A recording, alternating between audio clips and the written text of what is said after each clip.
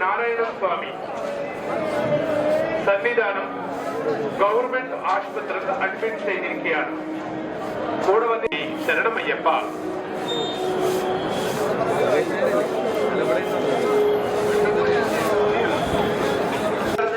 Information counter ಹತ್ರ ಬಂದು inform ಮಾಡಬೇಕಾಗಿ ನಮ್ಮಲ್ಲಿ ಹರಿಹರದಿಂದ ಬಂದಂತ ನಾವು ನೋಡಿ ಹುಡುಕಾಡ್ತಾ ಇದೀವಿ.